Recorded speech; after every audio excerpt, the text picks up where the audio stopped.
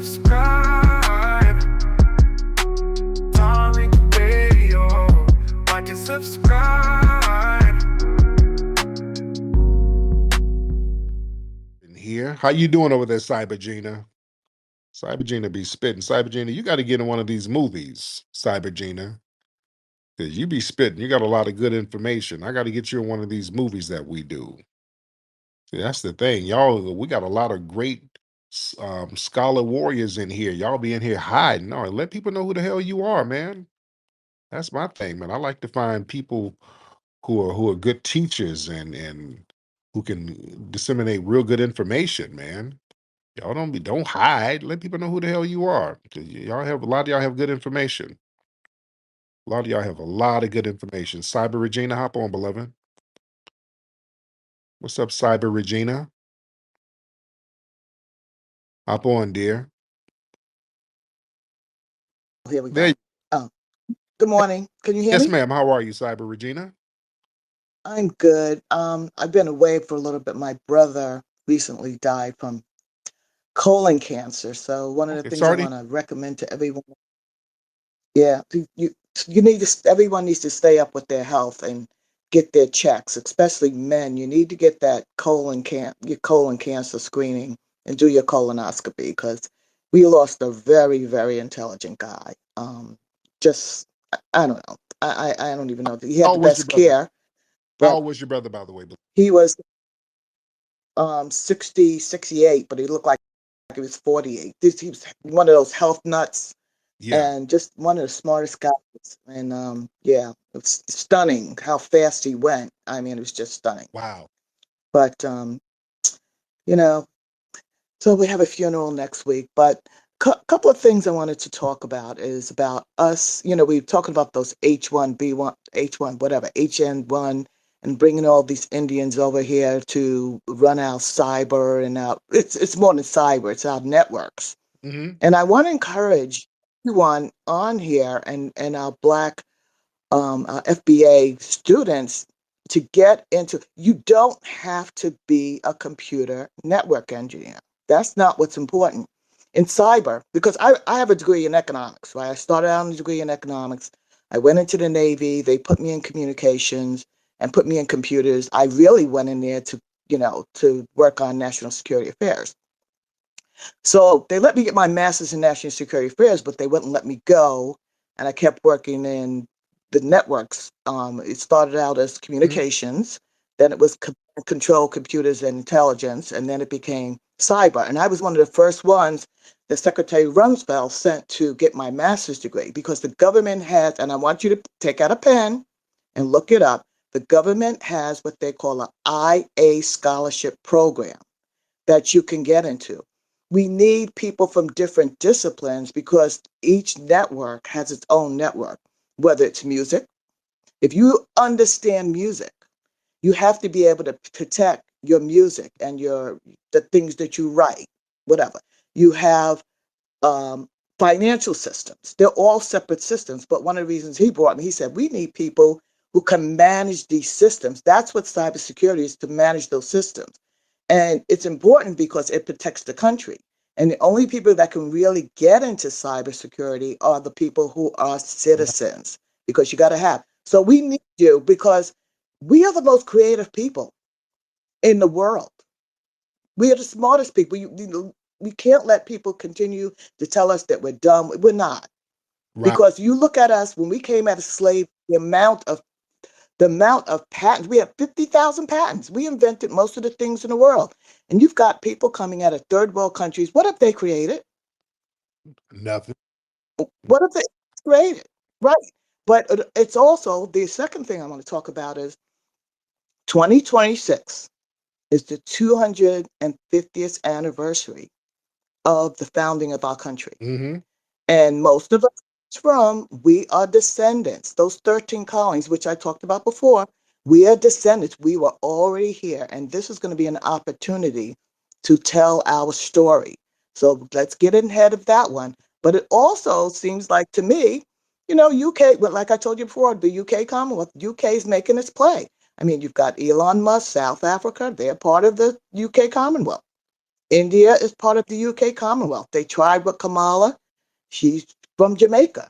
Nigeria is part of the UK Commonwealth. I mean, I want you to go and look at all the countries that are in there, and they all seem to be making a play to come here. So this is what we call the center of gravity in military operations. The center of gravity is the place where it all starts, and that's the hub. And the hub, I believe, is New York. Mm. You know, that's the hub. And if we take down the hub there, where it starts, then we can get our country back. But right now, like I talked about before, New York, you have an Irish governor, UK Commonwealth, a Cape Verdean lieutenant governor. Mm. In New Jersey, you have a Irish governor, and I forgot what the governor. I think she's Jamaican. In Rhode Island, you have a Dominican lieutenant. How is that? I mean, this person just came here, only been here 20 years, and she's the lieutenant governor of Rhode Island. So if you look at, I want everyone to help with this research. Go and look, take your state and see who's in charge. You go to Georgia. You have an American who's a head up the governor, the lieutenant governor. I don't know who the lieutenant governor is, but both senators, the senator, Ossoff, is Australian and Jewish. The Mm. other one, I'm not so sure he's one of us. He and Scott, because they both say, we talk about how important it is to listen to what people say, not even know so much what they do. Mm-hmm. They both say sharecropper to the Senate in one generation. That's not the language of an FBA. Yeah. So now, I think it was Arthur Watkins did the research. We have 63 people in the um, Congressional Black Caucus. Only 13 are FBA. Wow.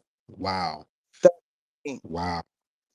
That, Yeah, so it's a problem. So I need everyone. It doesn't matter. You can run. We're going to have to field in these next 2 years. In 2 years, the next elections come up. We have to start fielding people in every state, yeah. but most importantly, in 13 states. I don't care if you're 20, 22. If you lose the first time, you'll get it the second time.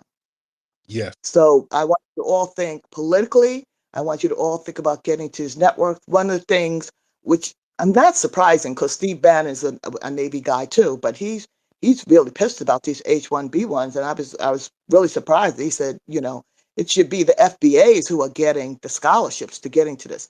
It's a thing you can get into. I mean, these guys are making $100,000 a year.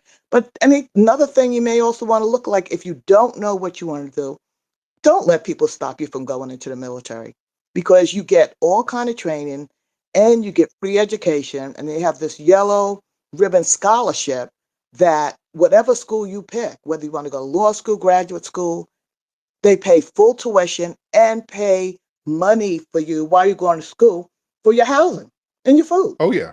Oh yeah. So there's opportunities.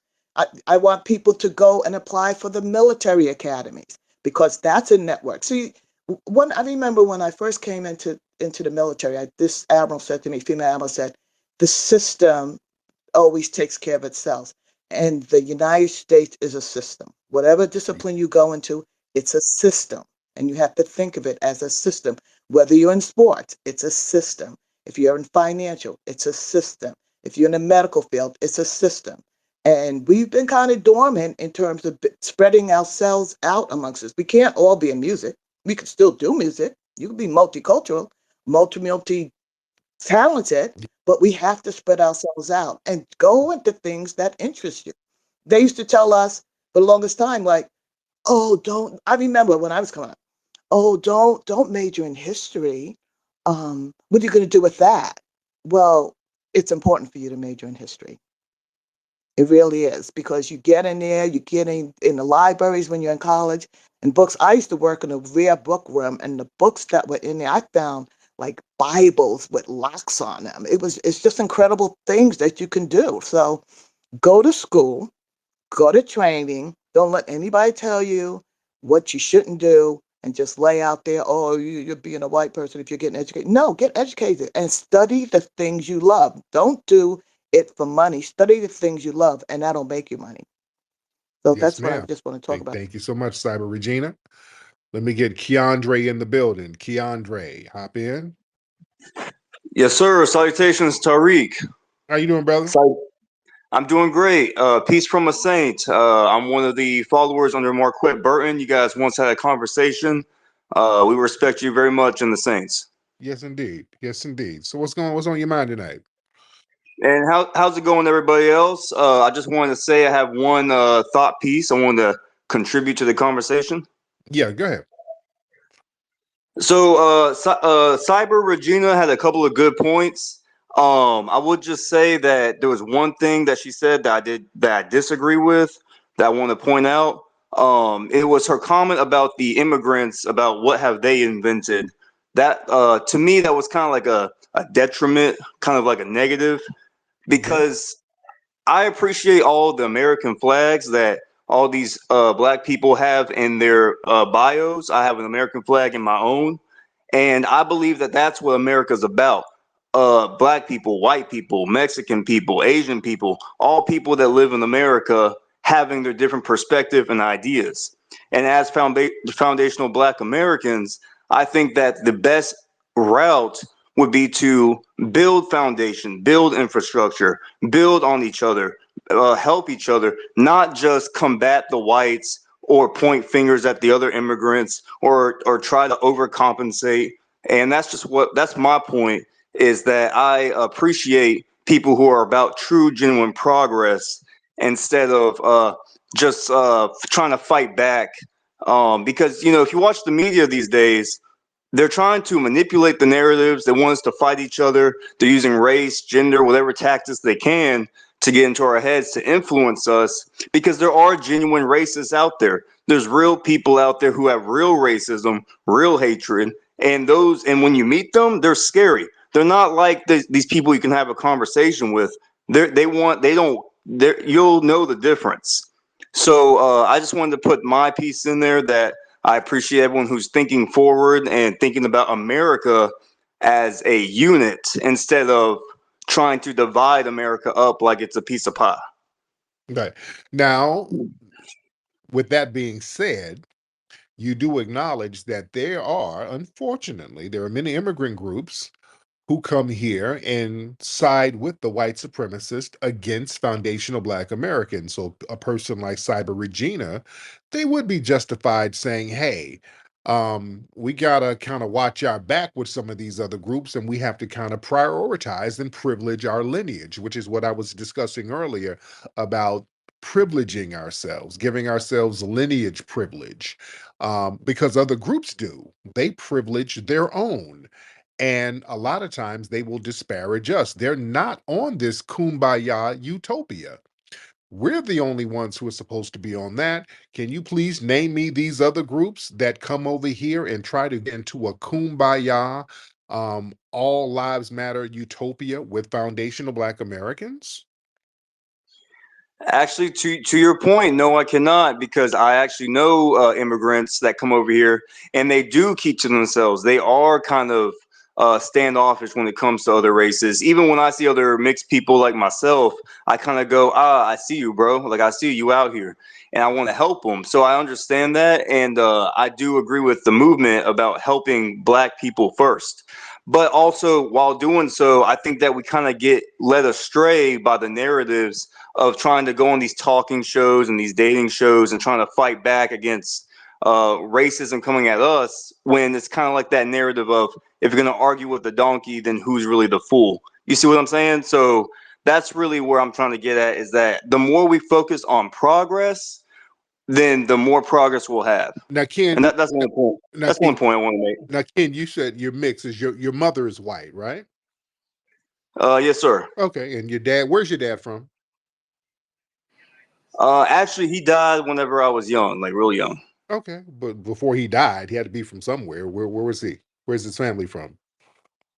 I'm from Atlanta, so that's where we from. Okay, so your dad is from the South. He's from Atlanta, or did he immigrate, or did his family immigrate? Because a lot of immigrants are in Atlanta. So did they immigrate from the Caribbean, or were they descendants of freedmen? I'm not exactly sure. I probably should look into my exact lineage as far as like where my ancestry is. I never got any blood work done or anything like that. Okay. But your mom never told you, or you never met your dad's side of the family? Nah, I was off on my own real young. It was dysfunctional, and I lived around with a lot of different people. Like I've lived with Latinos, Black people, white people. I've kind of like been all over. Oh, so your mom was just kind of bouncing around different cities and states? Yes, sir. Oh, okay. Or were you in foster care? Because it sounds like you had a real interesting life. Were you in foster care? No, no foster care. Just different family members and different time periods. I was about like 12 years old when I started working. So as soon as I was able to work, I was at it. Oh, okay. All right. Let me get our brother Xavier in here. Hey, how you doing? What's up, Xavier? How you doing, sir? Oh, no, just like getting ready to go to the temple in Ojikamiya for the New Year's here in Oh, Japan. yeah, yeah. It is a new year out there. Yes. Yes, indeed. Yeah, so the thing is, the Japanese are putting down all their buckets of Kentucky Fried Chicken, and they're getting ready to eat the chitlins. And I'm not joking; I'm Oh, serious. damn. They No, no, seriously. Like the three foods that the Japanese are like crazy of: Kentucky Fried Chicken on Christmas. Seriously, you have to like reserve that for like but at least 2 months in advance. Chitlins, which they call hormone, and watermelon. damn. That's Yeah. interesting. That is interesting. Wow. Well, hey, they lie a lot of people lie about Japan. Most of the people that like have like something jacked up to say about Japan, 9 times out of 10, they've never been here. Mm. Mm, That's number one. man. Number two, it's like they don't speak Japanese. They don't know what they're talking about. And the thing that's so amazing is like most of the Asians that you see in America are Chinese and Korean trying to say they're Mm, Japanese. So a lot of the Asians try to tether themselves to the Japanese. wow. Yeah, That's yeah. So, ore wa Nihongo chanto shaberu desu kara. I know what I'm talking about. man. My brother. Well, we got to chop it up, Xavier. We still got to chop it up because I got to get microphone check out there, man. We really got to get that documentary out there. So we got to chop it up, man. I've just been running around and getting stuff together. Let's get Jay Anthony in here. Mr. Jay Anthony. We'll take a couple of more calls. We ain't gonna be here too long. Mr. Jay Anthony. All right, and then we'll get Kickin' P. Let's get Kickin' P in the building from Kansas City. Kickin' P, what's up, Kickin' P?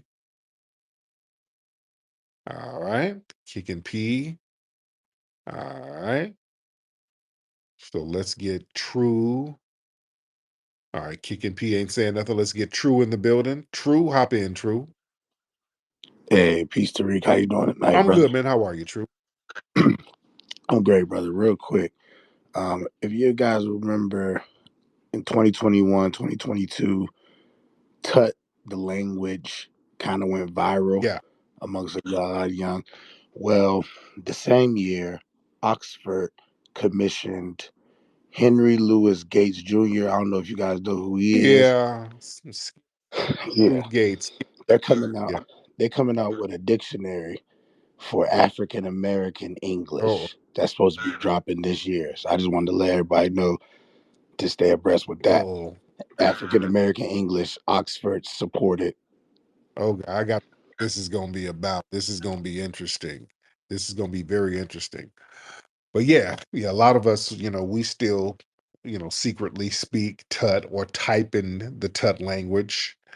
And, that for those who don't know, that's a secret language that foundational Black Americans created in order for us to teach each other how to read and secretly correspond with each other during slavery. And we've kept it so secret that a lot of folks don't even know about it now. There's a lot of secrets that we kept. We did. There's a lot of things that we didn't discuss. We kept them very covert. We didn't discuss them too openly. We shared things with family members. But that's some of the great things about us. We had to be real low key about a lot of stuff. Just like a lot of our Majara practices and the hoodoo and the conjure. We kept a lot of that stuff real covert, and we shared it on a need to know basis. And a lot of that stuff we've kind of lost. That's why we need to tap back into the lineage so we can correspond with some of our FBA family and talk to our folks in the South. That's the key thing too. We got to talk to these Southern Black folks. You got to get tapped back into your Southern kin folks, man. See, a lot of times people we dismiss some of the Southern kin folks, like they just country folks. No, man, those country ass folks had a lot of wisdom. You understand? You think back at it, them country relatives, man, they had a lot of wisdom, had a lot of game, and you talk to them, you will see that. You understand? Talk to your family, talk to your Southern folks, and get into what grandma and granddad were trying to let you know, and study them, study your people. Yeah, because we're as foundational Black Americans, we're always looking forward, we're always looking for new things, we're always innovating, and a lot of time we don't step back and study the game of what preceded us. That's very important. I remember I was doing a broadcast the other day. I was talking about the Potato King, the brother who was a very wealthy foundational Black American after slavery. He became the biggest potato grower and seller in the world. I think he was in Kentucky. And I mentioned the guy, and then one of his descendants called in the next day. He was like, "Hey, I remember you were talking about such and such, and that name sounded familiar because that's my last name." And I'm like, "Hey, I talked to my people. Yeah, that's like one of our ancestors. That's our family." You understand? So a lot of y'all, let me tell you something. A lot of y'all FBAs, a lot of foundational Black Americans, y'all got some people in your family, man, who did some phenomenal things y'all don't even know about. Y'all got some ancestors, man, who came off them plantations or who were freed or whatever, and they did some fly shit, and um, you might not even know about it until you do some research. Research your family. Research, because I to this day I learned stuff about my family. I was talking to my dad, and I talked about this the other day. I was with my dad a few months ago, and he was like, "Yeah, my sister, which is my aunt, that I never met her. I never met her, but he was like, yeah, my sister, my older sister, lived in Selma, and they were organizing the marches out there. That big march that they had, they were organizing at her house. They had to set up a tent city at her house, so they were setting up at my family's house with some of these Selma marches. So little stuff like that, you just never know. You start talking, just talk to your family. You start hearing all types of shit. They'll give you all types of game. Also, my dad was telling me how when he was a kid down in Alabama, he was bootlegging. That's another thing. Some of y'all families, talk to your family about that bootlegging they were doing. So if you are foundational Black American and you got some folks in the South, somebody was bootlegging liquor. All right. Go talk to them. They don't like to talk about it now, but just go ask them. I want y'all tomorrow, when you go call one of your relatives from the South who lived during the 40s, 50s, or 60s in the South, and ask them about that bootlegging they were doing. They're like, yeah, I sold a little whiskey here and there. Somebody in your family was bootlegging some liquor down there. And my dad was saying, my dad was like, yeah, we're bootlegging our asses off down there. Yeah. And we had to do it off the land, because if you got caught bootlegging on your property, they would seize your property. So you would have to go in the woods and do it. So he's just breaking all that stuff down. But yeah, that was a big thing. A lot of foundational Black Americans had to get into that in order to get their bread up. We had to get into certain things, in order to survive. That's what it was. But we did some phenomenal things. Let's get Kick and P. You ready, Kick and P?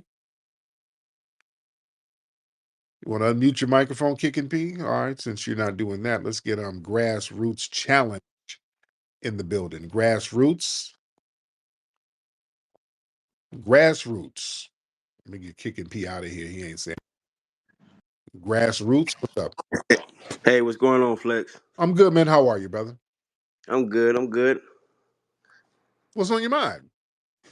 I just wanted to talk about the coin here and what we're doing here in the grassroots in this crypto world. Okay. I really didn't know how far our people were behind in this crypto space, and I wanted to create a lane for us to get in this space. Give me 1 second. Yeah, I wanted to create a lane for us to enter into this space because we're moving to the Web3 and entering in this decentralized future, and there's a lot of technologies that we can leverage to advance our people. Mm-hmm.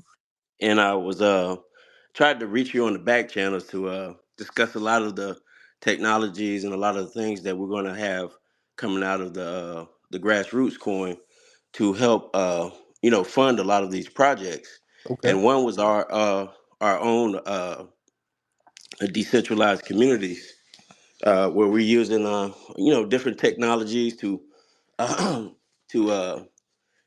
help our people out, help where we own and control our money, our schools, how we live, our police departments, stuff like that. Yeah. All right, we got to talk about it, man. Hit me up and let's see what y'all got going on, man. We'll chop it up and see what's popping. All right. Sound like you're in there rolling around on a bunk bed, but yeah, we got to see what's going on. We got to chop it up. Yeah. Sound like your bed was small, the way you were rolling around. It sounded like you're on a very small bed, but we're gonna chop it up and see what's going on, brother. We're gonna chop it up. Um, should we get one more call in here? Because we got a lot of folks in here. We got a lot of people in here still. Should we get one more call? Should we get one more good call, ladies and gentlemen? Let's get Teddy. We'll get Teddy in here. Teddy P. Teddy P in the building. What's up, Teddy? Mr. Teddy, unmute your microphone, sir. If you unmute that mic, that would be fly. All right. Mr. Teddy. All right.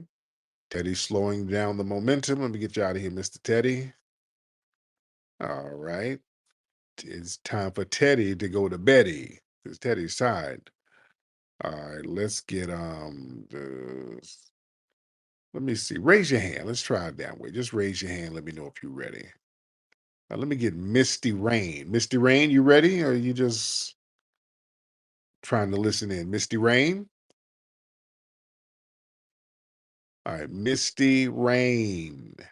All right. Raise your hand if you're ready. Let me see. All right, let's get the other X. X. What's going on, X? X in the building. Xavier. Oh, yeah, what's good, Tariq? Can you hear me? I can hear you. What's going on, brother? All right, man. Yeah. I mean, I had a question. Kendrick had put up in his one of his songs that he said like niggas don't like the West Coast. Do you feel that the West Coast isn't as respected as it was before? Like, do you feel anything has changed? No, I mean, people, you got to put respect on the West Coast because, Kendrick is killing the game right now.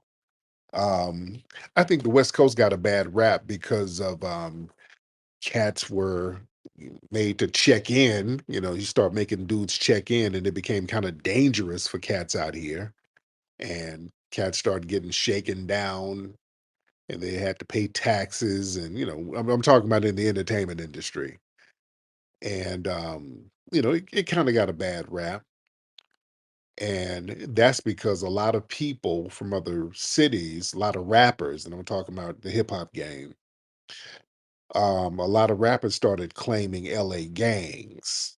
See, that's the thing. Like Cardi B and all these people, Takashi, um, Lil Wayne, these people, they claim LA gang. They claiming Bloods, Crips, and all this stuff. So if you come out here, cats are gonna wanna, they're gonna want a little rent. Like you claiming the name, you gotta, you know, you claiming that name, you gotta play the game. So they're like, hey, you're gonna have to tap in and check in if you're gonna do all that claiming sets and saying you whoop de whoop and you this and that. because now you come out here, you got people from the opposite side of whatever gang you claiming trying to holler at you. So you're going to need protection from the gang you're supposed to be claiming. So it got real street political. A lot of street politics start popping off out here, and that kind of threw a lot of people off about the West Coast because folks don't really understand how deep them street politics are. They think just claiming certain things is fashionable and cute, and then they get out here and see how real that shit is. Yeah, but it is what it is. Let's get Nuke on the beat. Nuke on the beat. What's up, Nuke? Unmute your mic. Hello. What's going on, Nuke? Hey, how you doing? I'm good, man. What's on your mind? Gatekeeping. Yes, sir. Yes. Yeah, gatekeeping the culture. Yeah, I really what you're saying. Like, I really like what you're doing. And keep what you're doing. No, that For real. what city you in, brother? I'm in Orlando right now, but I'm originally from Michigan. There you go. How'd you go from Michigan to Orlando from Michigan? I guess there was no jobs over there. I was young. Then I moved to Colorado when I was like 13. Okay. Okay. What part of Michigan your family from? Muskegon. Oh, okay. There it is. My man, I appreciate that. Appreciate you. All right. All right. So, all right, let's wrap this thing up because now it's getting late and I got in from Vegas. So I got to get my rest on, get these kids ready for school in the morning, ladies and gentlemen. But it's been real. Y'all go to hiddenhistorymuseum.com, give a contribution to the Hidden History Museum, and also get a book, Hidden Heroes from A to Z. Everybody throw some in that super chat on YouTube.